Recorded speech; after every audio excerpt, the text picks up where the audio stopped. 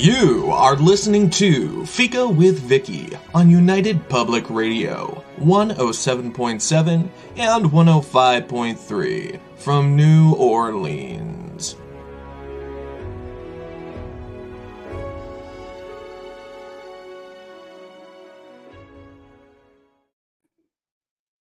Hello, everyone, and welcome to Fika with our returning guest, Irisanya Moon, and me, your host, Vicky Benison.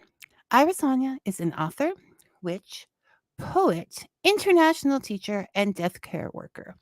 And her latest book, Artemis, Goddess of the Wild Hunt and Sovereign Heart, there we go. Perfect. Perfect timing. Had me returning to the wild trails of my past. Those times when a piece of chain would break, my instinct spoke loudly, and the power of my heart prevailed.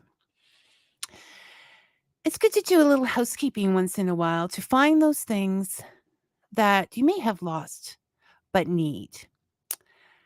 Irisanya and her book Artemis helped me to find them.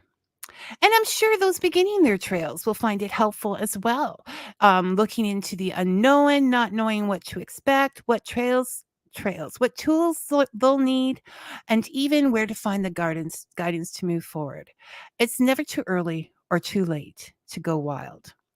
Thank you, Irisanya, for writing this thoughtful, full of thought book. And welcome to Fika. Yeah, thank you. I'm so glad to be back, and I'm so glad that you liked the book. Oh, wonderful, wonderful. So I like it. I'm a little biased, though. Well, you did a fine job, and you should like it. If you don't like it, how are we going to? It's the same with the people. Yes, it's a subject you're passionate about, and by doing that, you bring the passion to other people. So, before we start this wild rumpus of a conversation that we promised ourselves, no holding back. Can you tell us a little bit about Artemis herself and why you chose to write this book and some of the process you went through in doing so? Sure. So I would like to start with where I sort of met Artemis in my life, and unexpectedly. So one of the tricks with telling stories about my history is that I'm beginning to think that they don't always happen in the order I say that they're happening in. So it's now history because I'm going to say it this way today. My memory says that back when I was living in the Midwest of the US, I used to go for runs or walks out in the woods. And this was long before I was a witch or considered that, I think. Again, it gets a little blurry now. But I was out one day and came upon a deer. And it was this really magical moment of meeting each other in, I feel like it was misty, or maybe this is an addition to in my memory, but sort of having this moment of gazing at this deer and us just looking at each other and feeling this as a very important moment. And in my head, I said, Artemis.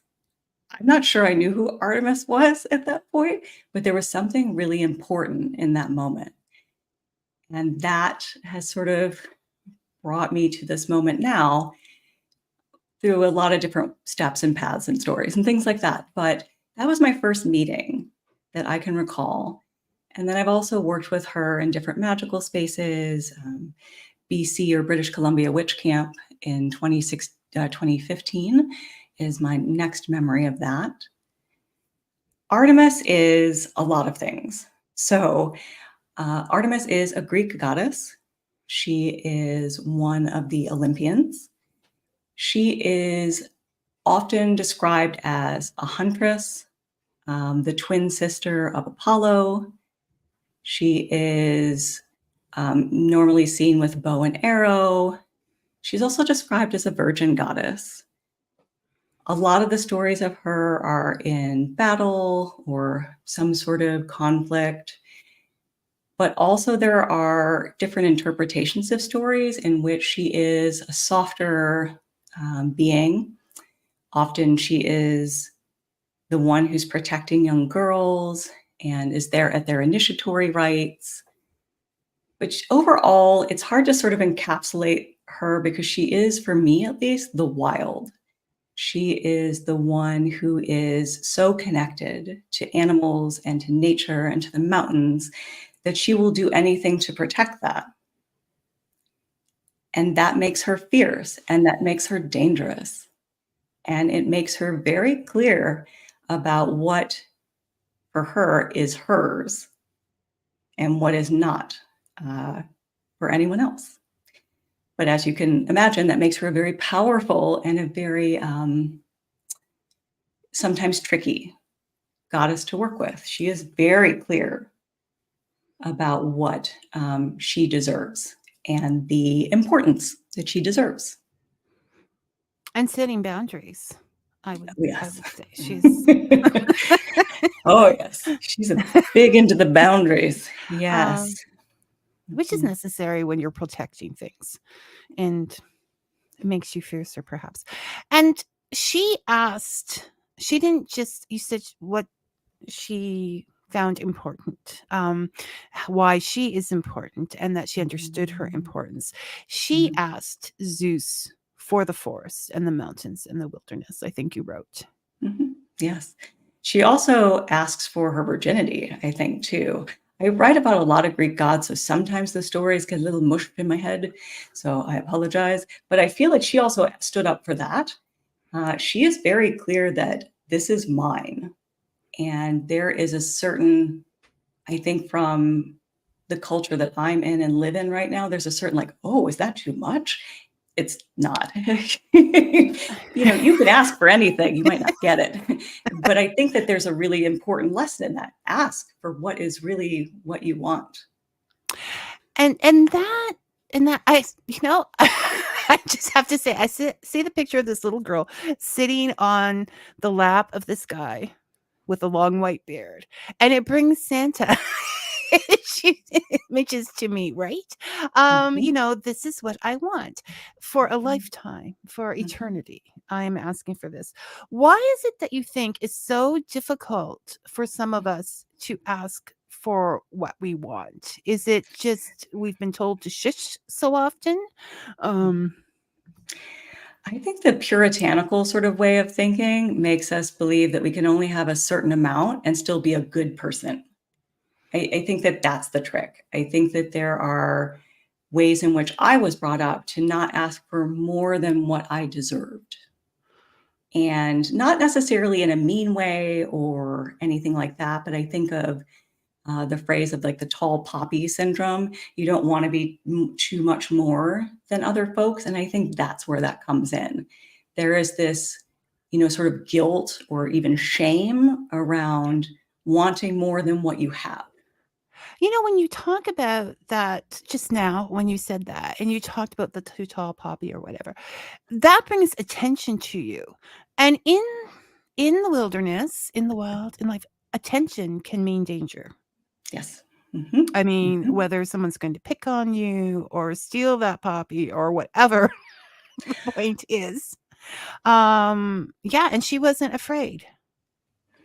No, I mean, I think, and to be fair, you know, even in being in leadership as the tall poppy or anything like that, that is dangerous a lot of time because it conflates having like that position with power, right? And so that can be tricky. And as we look throughout Greek mythology, if there was ever a question about power and whether or not someone had enough, then war broke out or conflict or something. Yes, right. You know, and so that's a big theme throughout the mythology. And I think you talk about bringing the context of Artemis in the past into the context of Artemis in now. How does she relate to us now? Because spirituality changes over time, religion changes over time, and so therefore wouldn't these goddesses as well. And you talk about success. So for you, having, you know, sold some books, written some books, you must have a few shall we say haters? They must be quiet because I don't know about I think that. you should have them. You're very successful as far as I'm concerned. I mean, They're I would be fine. fine with it. I'd be fine with it. No, but yes, you're also very lovely, and you don't sit there and say, but it does. People will come out if you were successful, and particularly, I think a successful female. Not that I want to make those differences, but it's sort of like, It's true. and it's not all from males. I don't want that to be an understood thing, because there's this something happening that I don't quite understand. No, I think that, I think, talking about competition and things like that overall is that sort of scarcity mindset that, just because you have something means I can't have that too. And I don't think that's true. Yeah, go write a book on, if someone were to hate you, you would simply think, go write a book on Aphrodite. No one's stopping you. I've gotten some very touching, that's sarcasm, reviews on some of my books. And that, yes, I often think, first of all, you should have read the first 3 pages where I said, here's some things you need to know about me before you keep reading. But 2, you can write it too. That's great. Please do. Yeah, from your perspective, because every perspective is going to be different depending on your age, your economics, situation, how you were raised, and that change, and hopefully that perspective changes as you get older, that you grow from how you were raised into how you want to be. I hope so. I hope that I'm growing. That's the goal. The goal is actually to change and to, I've learned something from everything I've written, from every person I've met. Not always willingly have I wanted to learn all those things, but I have. And it can be really confronting. And I think that's often, at least for me in the past, why I didn't always do that work. It's confronting. It's uncomfortable. Sometimes you have to go, oh, I'm the bad person in this story. And what can I do? Well, I always think I'm all the characters in the story. So some people are going to consider me the villain. Some people consider Artemis the villain. She had strong boundaries. She wasn't kind to everyone. And so they're going to think of her as bad in the story. But you have to, if you're in any way in a leader type position, or you have to consider the perspectives of everybody in order to, and then make the decision. Nope. Well, Yeah, go ahead. I was going to say, you have to be willing to consider that there are other perspectives. Yeah. I don't think I can actually consider everyone's perspective because I don't know. No, not. But it is really, it is wise, because I think that for me, at least, leaves the door open to curiosity and kind of keeps defensiveness away. Not always gone, but curiosity, very helpful. Storming in with ideas, not always. Well, no, and you can consider their perspective, but you can't use it, because you have to make decisions yourself of what's going to come here and what isn't going to do that. And as I pointed out early, I've always loved your books, but they are developing a confidence now. And I am so happy to see that as a reader and having followed your work. It's just wonderful. Thanks. So we have this warrior type goddess, and we're talking about contexts then and now, and we talk about her virginity. And I know in the book you discuss, well, possibly this or this was said, because you're looking at a lot of different perspectives. I think for me, when I look at that, I think about the idea that because she was also supposed to be responsible for she was a death care goddess. So yeah, there's that similarity too as well. But birth and death had a lot to do with each other at that point. Yes. More than we see now. And so if you wanted to stay alive with any certainty, the best thing was to get pregnant. And the only sure way of getting not getting pregnant was to keep your virginity. Mm-hmm. Yeah, it's and I think it's so interesting too because Artemis has that story of her birth, right, and being born under difficult circumstances, and spending 9 days helping her mother birth her twin brother. Her mother was in labor for 9 days, and Neato. don't want to get pregnant after seeing that first thing in life. Yeah, and it's such a, the Greeks, of course, Leto and Zeus get together because Zeus gets with everybody, and Hera's ticked, and Hera is Zeus's wife, allegedly, and then Artemis is birthed, but then takes on this role of service, and then is associated with birth, and also with, I think she's really associated with, reproductive rights and like the modern translation. Because women didn't have control. I mean, she had to ask to have control of her virginity because they did not have any, you marry who you told you, or you were a slave or a servant that just had to do what you were told. It wasn't a good time. No. And also, because I'm writing a book on all the Greeks right now, I can connect with a whole bunch of other goddesses now, is, so Artemis asked for virginity, so did Hestia, and so did Athena. And so they were very clear about that no, I want to be my own person. So I find that really interesting that is of a certain time, and then it's still something debated now, which is interesting to consider. Well, now science gave women the freedom. And so men don't have to be involved. It's true. And we're still a little nervous about the Supreme Court taking away some of this in the US. I just read the ruling that went down, or I just skimmed it before this meeting, and that the Supreme Court has not taken away the right for folks to get emergency birth control through the mail. Good. It is still a matter of life and death for some women.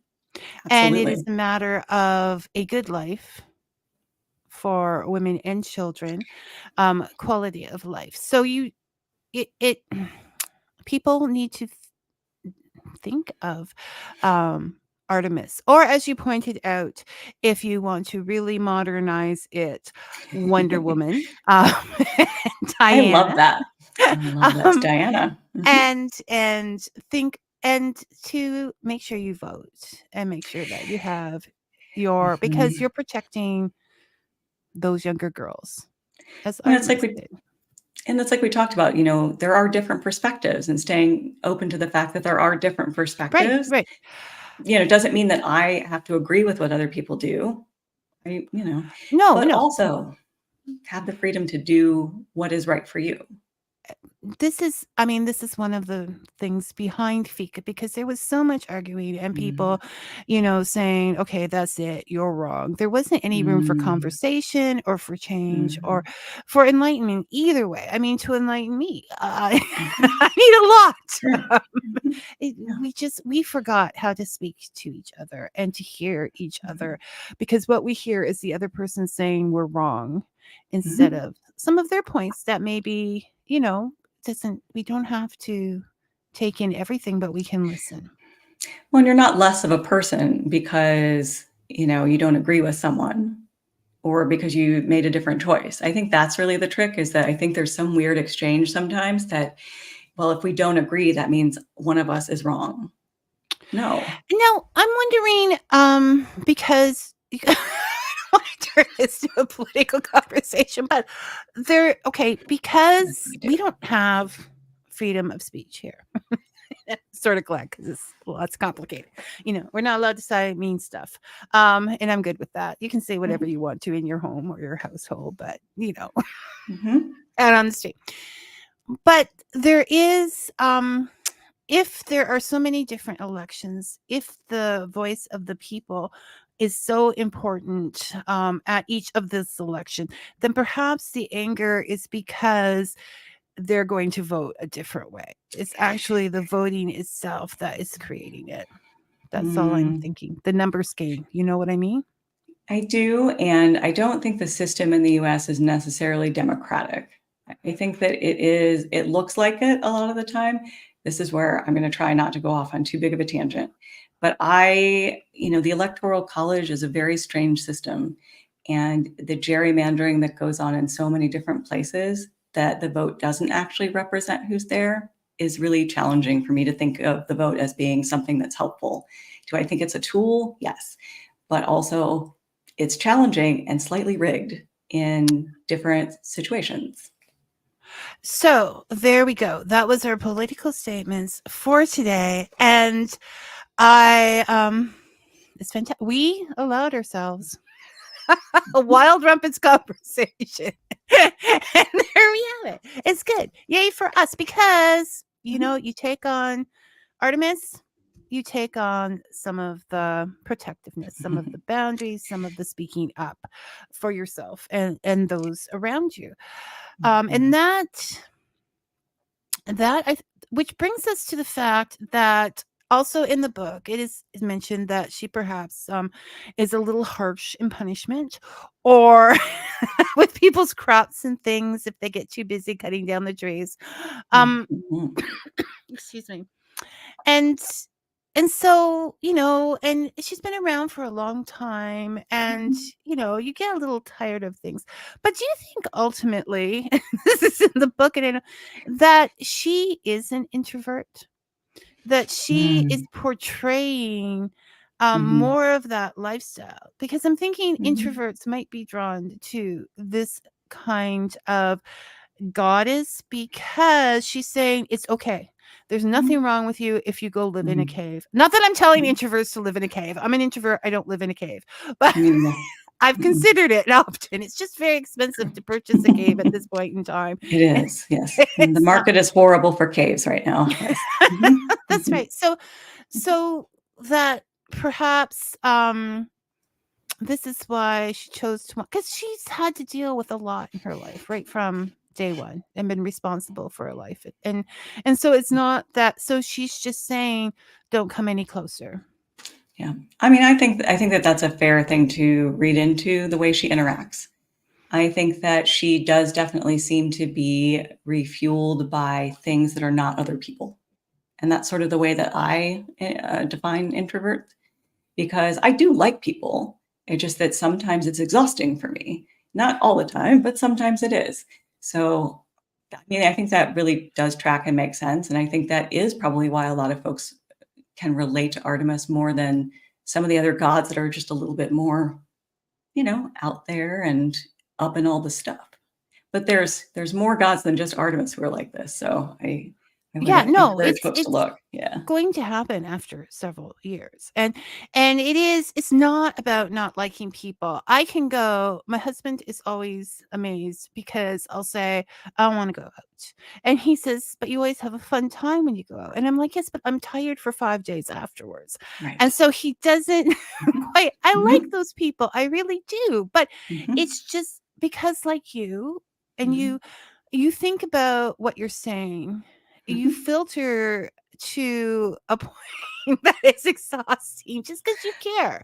You care. You wouldn't willingly hurt somebody's feelings by saying the wrong thing or whatever. And so that, when you're giving that kind of energy, it tends to take it out of you, right?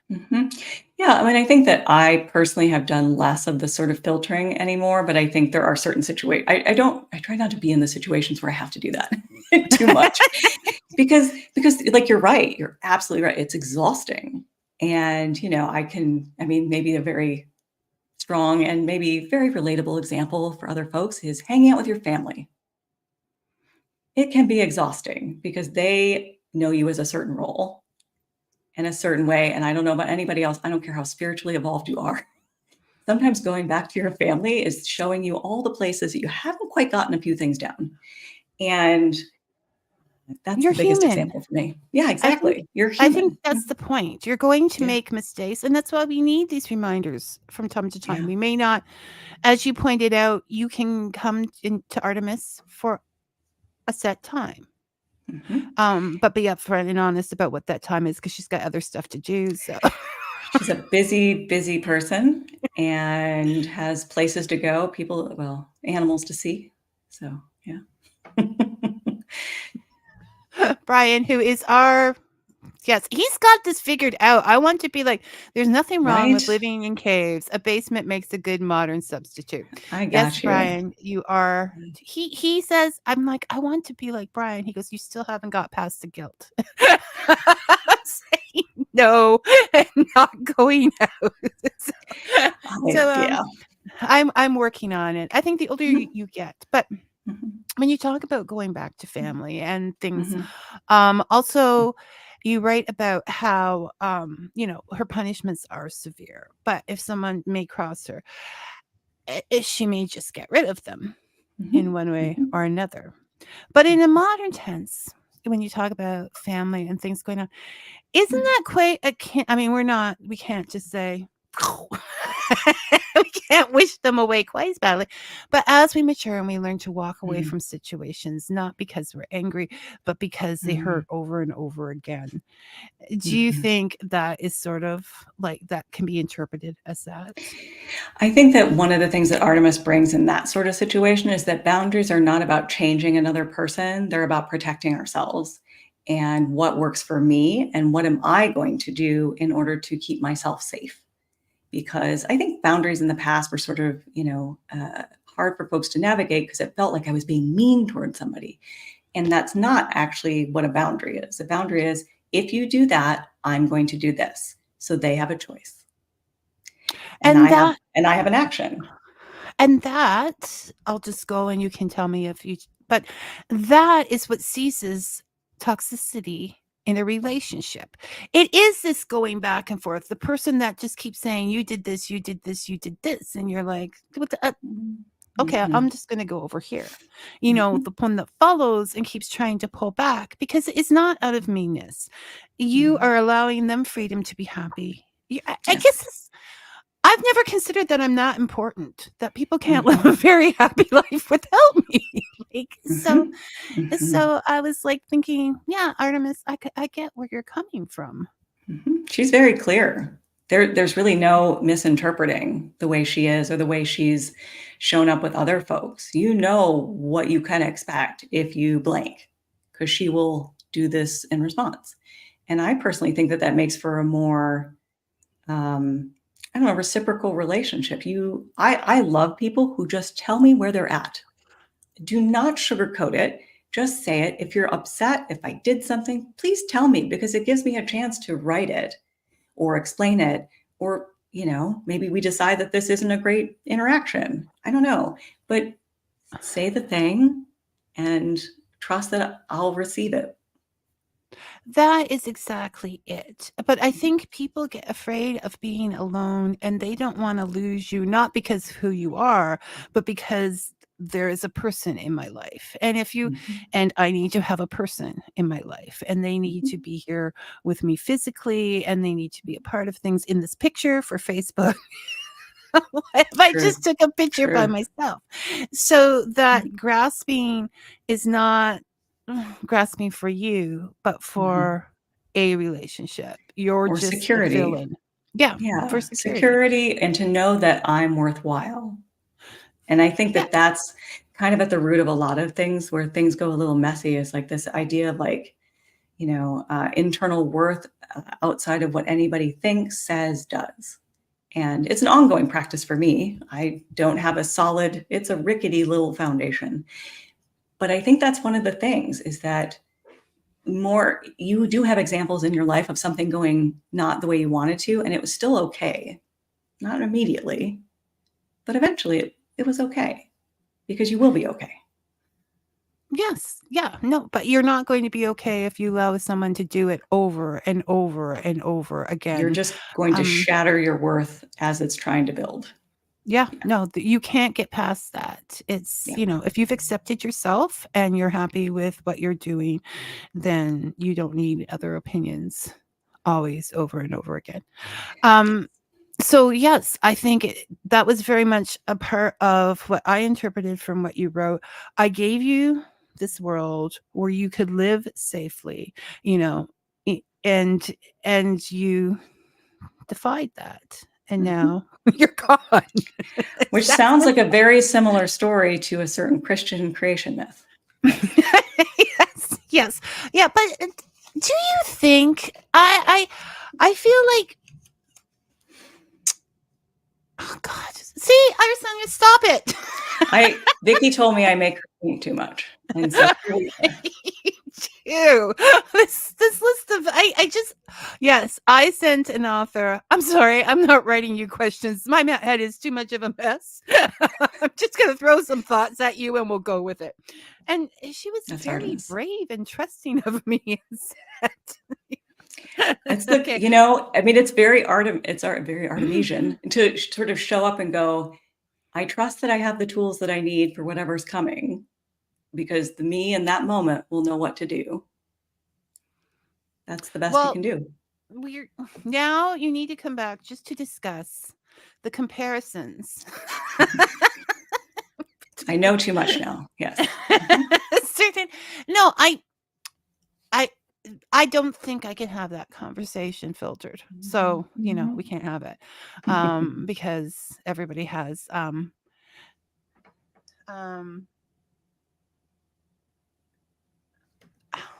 you know, it's just Brian's on a roll here. I'm just going to leave that behind now and change the subject. Look, Brian, you've been talking about various interactions between people.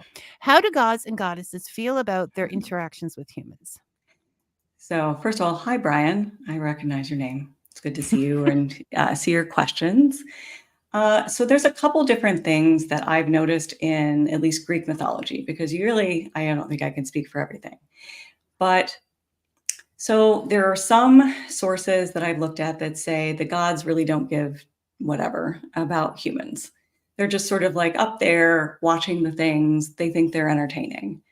And then there are other sources and other stories that lead you to believe that the gods really are invested in what humans do, or at least they care. So there's not really one answer.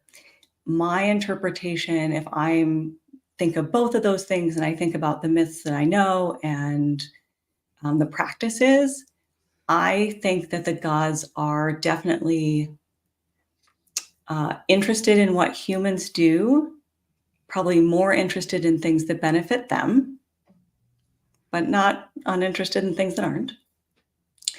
And I think that they find humans to be entertaining, but also a really great source of keeping their stories alive.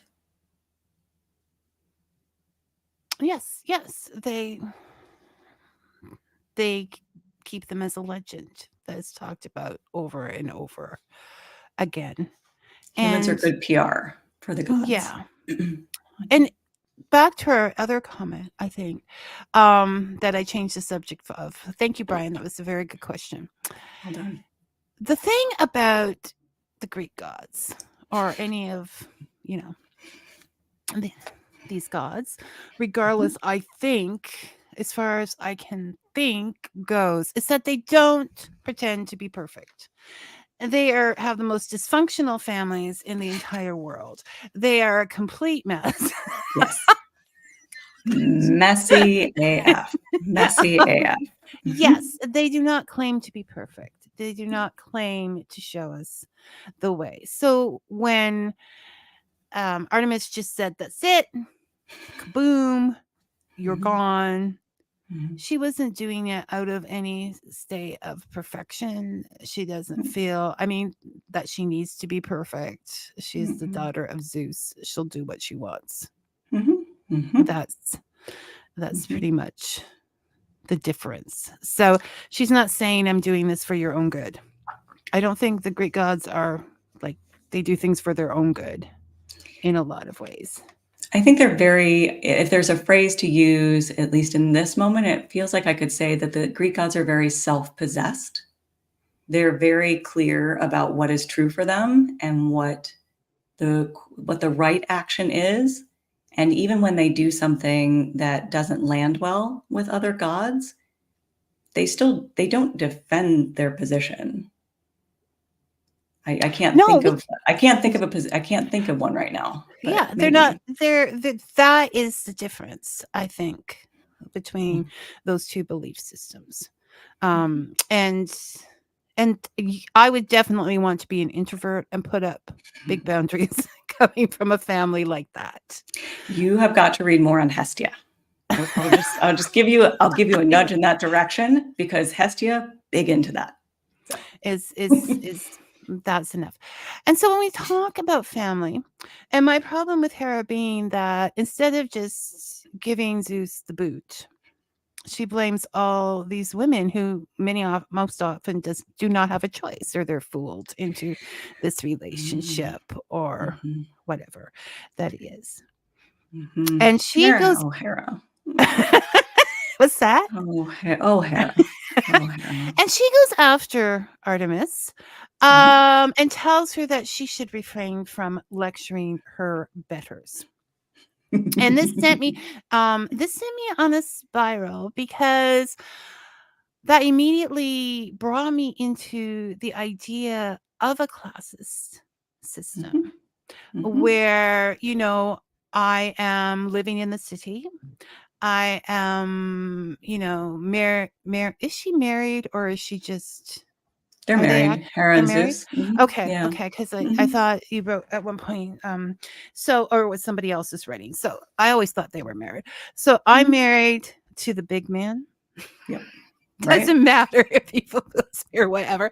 And that gives me power over you, who run. I thought she said barefoot, but she didn't. So I just interjected that, but run barefoot through the wild, and therefore are lesser than I am. So it brings in the idea of, the closer you are to the wilderness, the lesser you are in civilization, because why would you? However, as I brought up in a lot of things growing up in a farming community, the farming women had like so much power. If they went down, nobody was eating, bread wasn't being made, the butter, like as it came up, they still had, those women were formidable. Like that was it. So it sort of, to me, brought that connection with Artemis being out in the forest and being put down for that choice. And when the arrows came about her ears, to me it was that she was hearing these words, and they were bringing her down. Yeah, I think there's always impact, right? Just because there's impact, though, doesn't mean that you respond to it. I feel like being sort of dismissed as like one of the Olympians in that way, when they all like fought really hard to get to that place, is probably upsetting, I would imagine.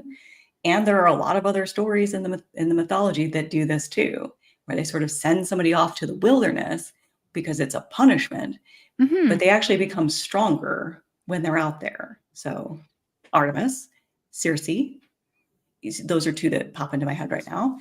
But and you have a book on Circe coming out in December? Yes. What a great transition. Yes, I do. I live for segues. Thank you. Thanks. One point for me. No. But they sent Circe out as well. No, it is. It is. And yet, on another frame, spiritually speaking, Jesus, the Buddha. At one point, I just sat here going, everybody who's anybody goes off to the wilderness. How am I supposed to do that with a mortgage and kids? Right? Oh, absolutely. I think about it all the time. It's like, how do I go? Well, and in the Greek mythology as a whole, too, one of the most important, sort of parts, I guess, that's not a great word, but we'll use it, is the underworld and this whole idea of the different kinds of deaths you can have. And Hades isn't an Olympian. Hades is just sort of his own thing. And so also there's that distance from everyone, but it's a really important distance. It's important that he's there. It's important that Artemis is in the woods. It's important that folks are all over the place. And I think that's something to consider too. Again, it's like a contextual thing. Yes, away, but also in a place where their power is more important, or their skills or talents. And where they are, because as you pointed out, you can never go home. And so she would never be accepted ever by Hera, regardless. No. So that's always going to hurt a little bit, I think. I think this is, I'm not an expert here, people. I just read the books and get. With all the other beings, I think one of the things that's good to recognize about the Greeks and Greek mythology is that it's its own world. So what happens within the world is what happens and what is presented in the myths that are still surviving and translated. So from what you're asking some great questions, because I'm literally, brain is steeped in the pantheon. I've written about so many different beings and so many different nymphs and satyrs and all the stuff. But I didn't have a sense of any fae, like the way that I think you mean. Like fairies. But yeah, exactly. But I would say that nymphs are probably the closest. And that is something that everybody interacts with. The gods have had many children with. And so they do interact quite directly and indirectly. But one of the things to remember with mythologies is that I think as humans, we want to create connections between different pantheons and groups. And I don't think that's wrong. But you wouldn't find that in the mythos. You just wouldn't, because it's not part of the language. And that's yeah, no, I'm hearing what you're saying, and yeah, because the myths are for that area. It was written at a time where things were not as separated as we might have thought, but were very much separated with their own wars and their own stories. So it would reflect that. Now, I find it. What drew you to the Greek mythology? What pulled you over there? Yeah, I get this question a lot. Also, I just want to, something in my brain just needed to finish that last statement. Oh, I'm sorry. No, it's okay. I just thought of it right now. So the fae are often connected to land. And so in the Greek mythology, nymphs are usually connected to land. Just something to think about. Okay. Moving back to this other question. And how did I get into this? So my name is Irisanya because I had a big experience with Iris. And Iris is a Greek demigod. I think in the book that she's a minor Olympian. And so that's how I sort of got into the Greeks. I don't think I got into really anybody else at that point. I didn't grow up with Greek mythology. A lot of folks did. Like they had it in school. I didn't. Yeah, I was, because I actually steered away from it because all we had in schools was Greek mythology and Egyptian mythology. Not to this extent. We didn't know there were so many stories, and if we had, maybe I would have. But I was just like, oh, I've got to find something new after. Yeah. Oh, I think I met the Egyptians far before the Greeks, and also what some people call Celtic. But so the Greeks, I think it started with my name, and then it sort of expanded from there into, just working with different gods in different classes, and like having that really powerful attraction, let's say, with Aphrodite. Right. And then it just sort of expands from there because there are other people involved in all these stories. And also I was big into Hecate, who is just kind of Greek, kind of not. We could have debates about that, but she's in the book. And I just think that all the stories sort of interwove with each other. So sort of like when you meet one friend and you meet their friend, you sort of start to meet all of them. And then at some point, I just sort of fell into the pantheon and didn't want to come back out. I find their stories so aligned with things that I've been through. And I've also worked so much magic with different Greek stories that it's sort of just part of me at this point. I was in a podcast like a couple of hours ago. We were recording it, and the person asked me, "Have you ever been to Greece?" And I said, "No." I'm going this year. I have never been. I'm just in love with who they are, and they just sort of found me and the stories around them. I think that's what's lost when it's taught in schools, and that it's so much story, and that gives the background. It makes people more interesting, and as you said, so you can connect with them. You still haven't watched CNA. No. I'm gonna send you a set. No, I don't have a set. But But that pulled, and it is fiction, but that's okay. That pulls in a lot of people, as we say. They follow the fairies with the wings, and then they go into other thought processes about it. So yeah, no, I can see definitely how you got into it, and I'm glad that you did. And so we have Circe to look forward. We have the complete pantheon to look forward to, and I'm sure that's going to have more interacting between the gods in it. So I have Circe, and then Hestia is coming out before that. Okay. I don't remember. When is it? The spring? So the pantheon has two parts to the book. The first part is really history, cosmology, celebrations, festivals, Greek magic.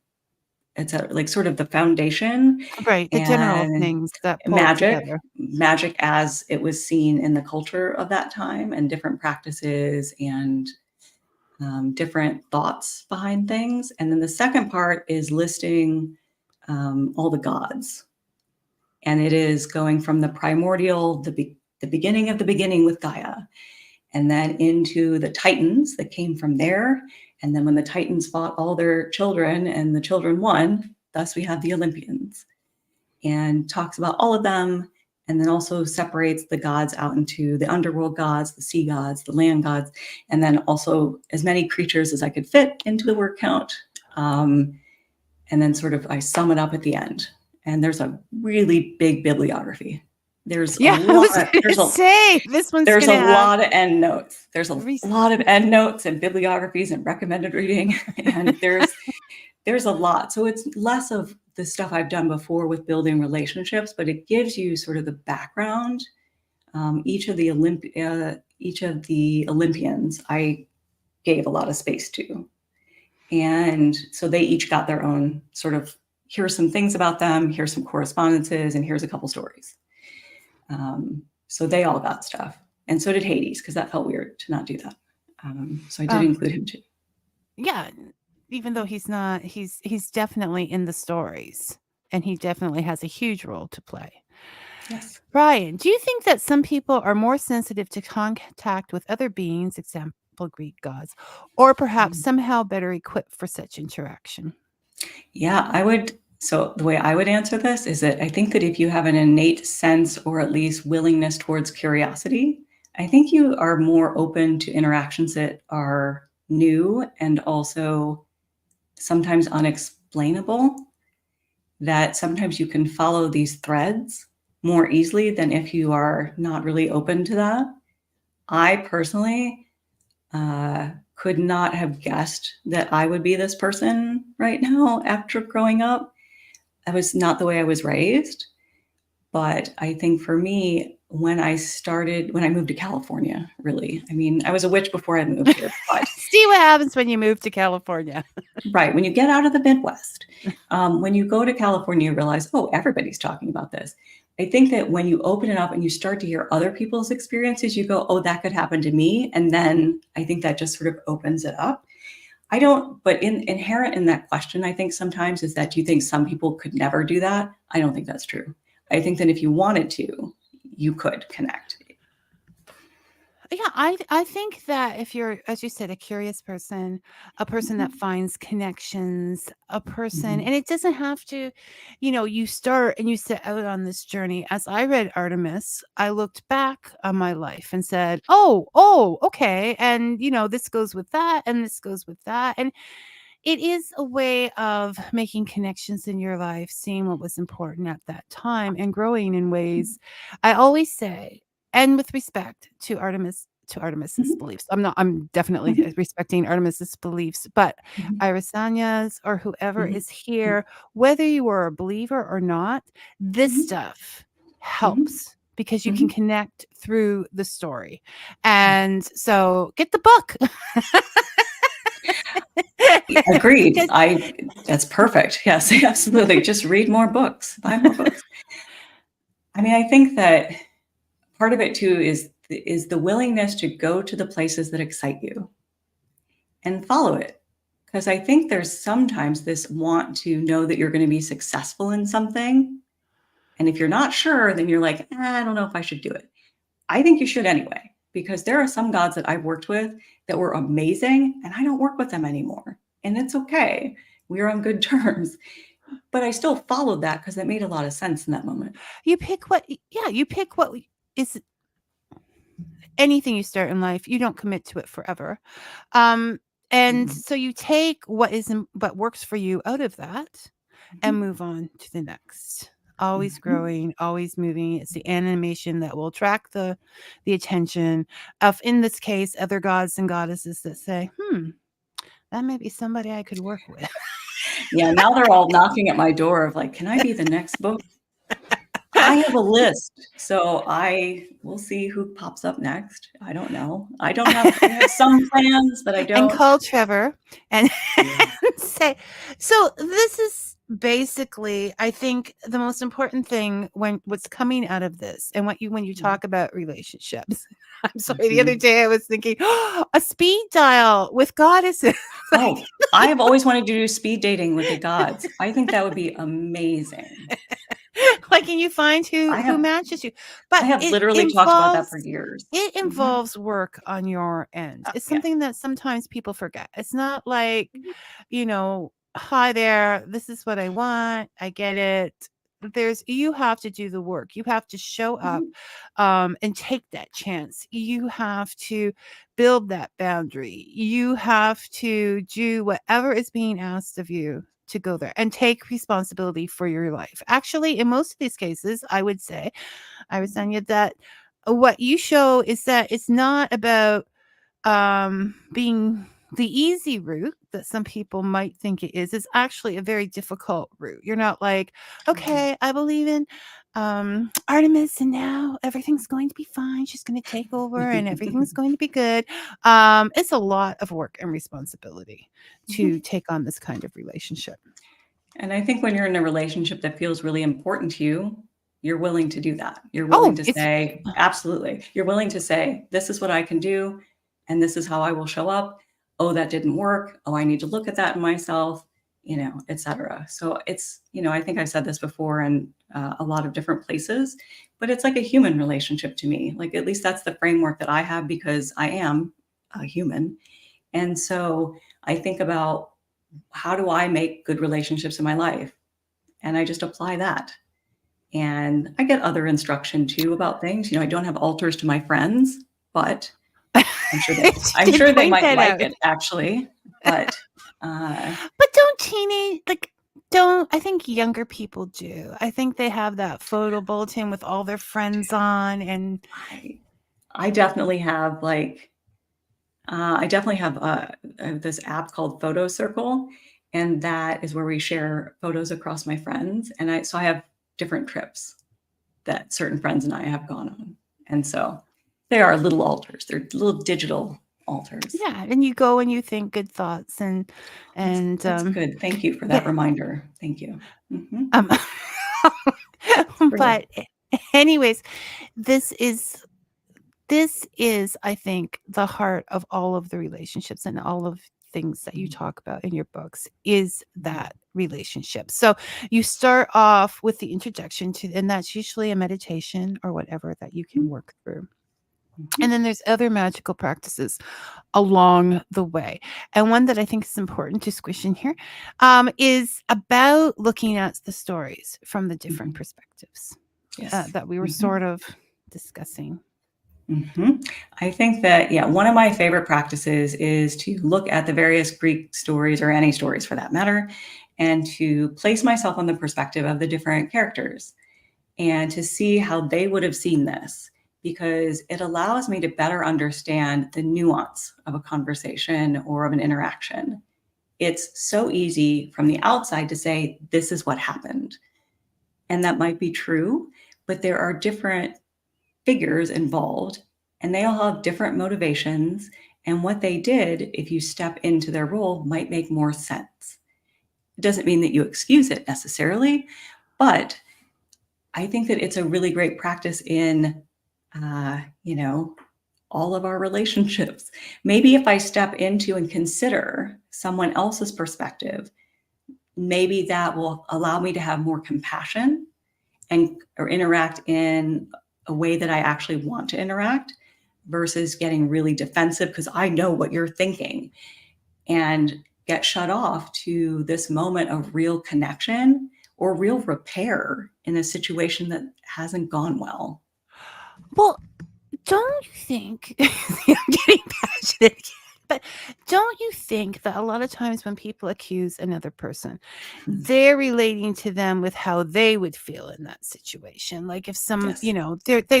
they're not taking in that person's identity whatsoever. Who that person has doesn't matter if they've been that way for 50 years. They don't see it because they only see how they would react to a situation.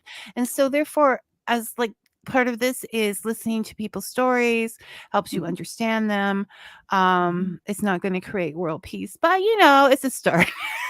I mean, I think that to a certain extent, I actually do believe that the more we can listen and show up for other people's stories, the more we have understanding, and that does bring out into a world that is more understanding, or at least willing to be with someone in difficult things that they don't understand, but they're willing to hear. Because you can see things that you've never seen before. Yes. If you haven't had, some people can empathize, other people need to have the experience, and it's almost having the experience by listening to someone experience. I mean, who hasn't had an experience of like, for example, me being in deep grief for a while and other people in my life not understanding that until they had something like that happen to them. And it's true. Yeah, because sometimes you can't. They can be very short with people who are grieving. Like, aren't you over that yet? Or they can be very unkind. They think that they're helping you, but do they? No. I don't know. I often find when people say somebody doesn't need you or you don't need to be doing that, what they really mean is you could be spending that time with me. So, we take that as okay, Brian, last one. Speaking of altars, when we collect books of specific authors, does this count as an altar? Okay. To be fair, all these back here are my books. So yes, technically. It's creating an altar too. Yes. And yes, Brian, I do think my little free library is an altar because I ultimately worship the idea of everybody being able to read. That is so I make a pledge to the book gods and it flows through. And it was interesting. I was talking to another witch. I have lovely witches, not the Macbeth kind. And she was saying that she was that this entity talked to her through books, and the idea that a character is somebody wanting to get through to that they're there and what's going on, I just find way too cool. As Artemis did this way, I would never have been thinking the things that I have, and probably would sleep better. But you and me both. If I hadn't picked up this book, well, that's the problem. Thinkers, thinkers. It's the Gemini. It's the. Are you a Gemini? I'm a Sagittarius. No, I'm a Sagittarius with Gemini moon and Gemini rising. So there's a lot of Gemini, and it's what you portray and who you are inside. So it's a lot of Gemini. My kid's a Gemini. So the raccoon hat. Yeah. Shiny objects all over the place. And I will say too, like for seeing characters in books or seeing characters in other situations. So, Iris, not to like get away from Artemis for a second, but Iris is the messenger of the gods. And in order to sometimes bring messages to humans, she would show up in an image that would make sense to them. Not necessarily as this, big rainbow being, right? And so I would just, I think that's an interesting thing to think about. She would be the person that they could relate to.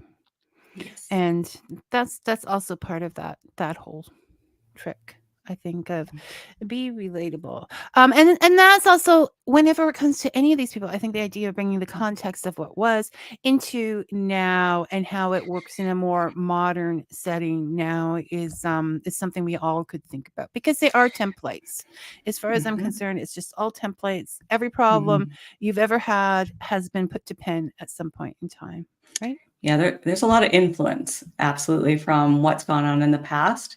And yeah, I agree that thinking about how morality was viewed and how, they're different cultures, they're going to do things different ways. And one of the greatest lessons of being an adult, or it's like maybe being self-aware, is to recognize sometimes two things can be true at the same time. Oh, we And can feel two things at the same time. Mhm. Like, Yep. it's that flowing, right? Like 1 minute the worst Mhm. thing in the world after COVID, Mhm. all of these people had all this time on their hands and were willing to do interviews. And so I got Mm. to talk to some of my favorite people, and I'm like, "Oh my gosh, how can I be feeling so good when this horrible Mm. thing is happening to other people?" But we can. Yep. I It think we is. need to. And We yeah, need to. no, we can't. Yep. And that was that. So, Mhm. Irisanya, we talked about Circe and Mhm. Hestia and Hestia. Pantheons coming Yeah. out. So you have books coming out Yes. the 1st of December. Yes. And March something. And Pantheon, I have to turn it in, so I have no idea. And then there are 2 other books I have agreed to after that. So there's more to come. There's more to come. She will be More there. Greeks. More And Greeks. so we have, and I'm really getting into it. So you broke that whole school thing of, oh no, not the Greek again. For me, you have magic. Phew. I'm It's done. we Goal. have your website. Mhm.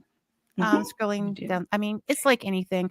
She's out there. She's everywhere. If you put Irisanya Moon into, so it's Iris as in the flower, Mhm. Anya as in Frozen, right? You're not Or wrong. any of the choose. Yeah. Just you will find her. She'll pop up with her Facebook and her Lots of website. things.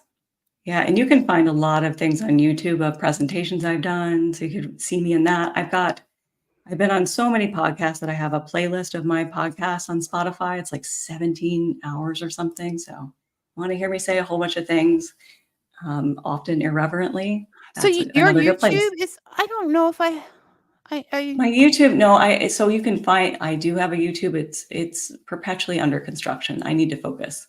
But just on YouTube in general, there's tons of things that I've done Okay, that have so been uploaded just there. search if you go to YouTube and you search Irisanya Moon. Yeah, I've tried to get them on my channel too. So if you do want to find me too, It's you know great. what? When you're doing anything like this and Mhm. you're doing it on your own, there is so much out there. I have a to-do list that, It never that you ends. have to just Yeah. keep moving forward.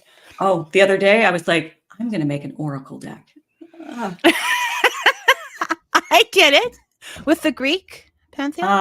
I have this thing about visiting flowers, and I have all these pictures of flowers, and I sort of feel like that's Well, I see them on your Facebook. going to be a thing. Yeah, I don't know. Okay. We'll see. It's in gestation. Yeah, no, you just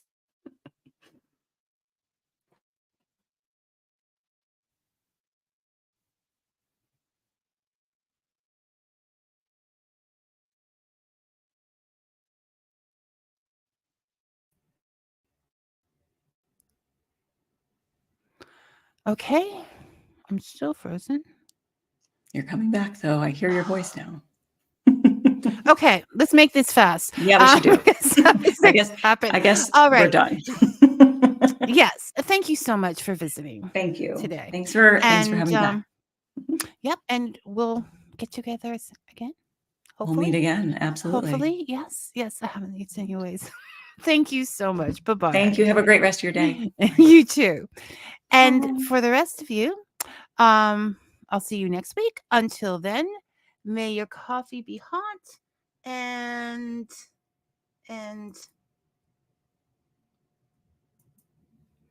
your story sweet. Thanks for listening, everyone. And I'm getting the music now.